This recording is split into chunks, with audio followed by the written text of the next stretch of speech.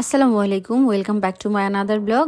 গতকালকে আমি তুফান ছবির রিভিউ দিয়েছি এবং ওইটার ব্লগটা আপলোড করেছি। আজকে একটা ছোট ব্লগ হবে।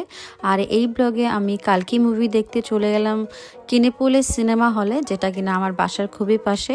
আমরা সবাই মুভি দেখতে অনেক পছন্দ করি, সেজন্য ব্লগ বানাই, যাই, ঘুরি এবং আপনাদের সাথে সেই ভিডিওগুলোই শেয়ার করি।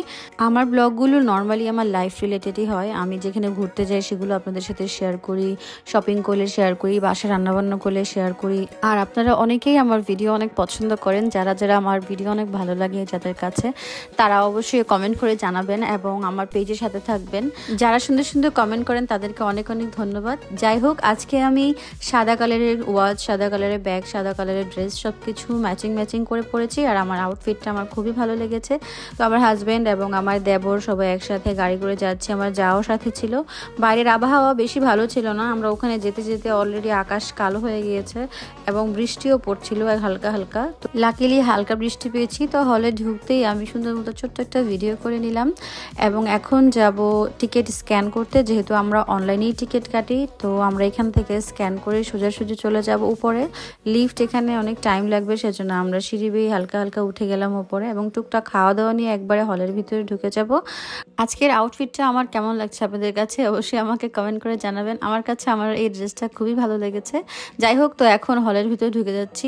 দেখতে খুবই অন্ধকার লাগছে। এবার আমি কালকে মুভি দেখার জন্য খুবই এক্সাইটেড ছিলাম। তো পপকর্ন সাথে নিয়ে খেতে খেতে এখন মুভি দেখা স্টার্ট করব আর আপনাদের সাথে আমার পার্সোনাল এক্সপিরিয়েন্স শেয়ার করব।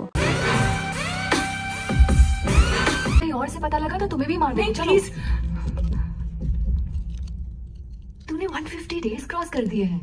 तू कॉम्प्लेक्स में रानी की तरह जी सकती है। तू नहीं बताएगी तो मैं बता। 600 কোটি বাজেটের একটা মুভি, কি যে বলবো। প্রভাসের সেই বাহুবলীর সাথে এখনকার মুভিগুলোর কোনোভাবেই কম্পেয়ার করা যায় না। দীপিকার অ্যাক্টিং খুবই ভালো ছিল। আর এই ছবিতে অনেক অনেক ক্যারেক্টার ছিল যেগুলো কিনা আমার মনে হয়েছে গুড ফর নাথিং। এই ছবিতে এত এত ওয়েল নোন ফেস ছিল, কিন্তু ওদের অ্যাক্টিং এবং কেন ছিল I don't even know that. একটা মুভির মেইন ফোকাস থাকা উচিত তার গল্পে, আর এই কালকে মুভির গল্প খুবই ডিসঅ্যাপয়েন্টিং ছিল। এটা হলো আমার একান্তই পার্সোনাল ওপিনিয়ন। আপনাদের কাছে কেমন লাগবে আমি জানি না। 600 কোটি টাকা খরচ করে বিএফএক্স এবং গ্রাফিক্স নিয়ে কাজ না করে গল্পতে একটু ফোকাস দেওয়া উচিত। এইখানে অমিতাভ বচ্চনের অ্যাক্টিং এবং ফাইটিং এভরিথিং ইজ গুড।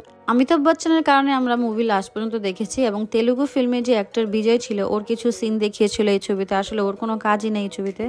যাই হোক, যতটুকুই দেখেছি আমার কাছে কালকি মুভিটা একদমই পছন্দ হয় নাই। শুধু শুধু মনে হয়েছে ওয়েস্ট অফ মানি এবং টাইম। আপনারা কারা কালকি মুভি দেখেছেন এবং কেমন লেগেছে আমাকে অবশ্যই কমেন্ট করে জানাবেন। আর টোটালটাই আমার পার্সোনাল ওপিনিয়ন ছিল, কেউ পার্সোনালি নেবেন না। তো আজকের মতো ভিডিও এখানেই শেষ করছি। ভালো থাকবেন, সুস্থ থাকবেন, আমার পেজে কমেন্ট করবেন। আল্লাহ হাফেজ।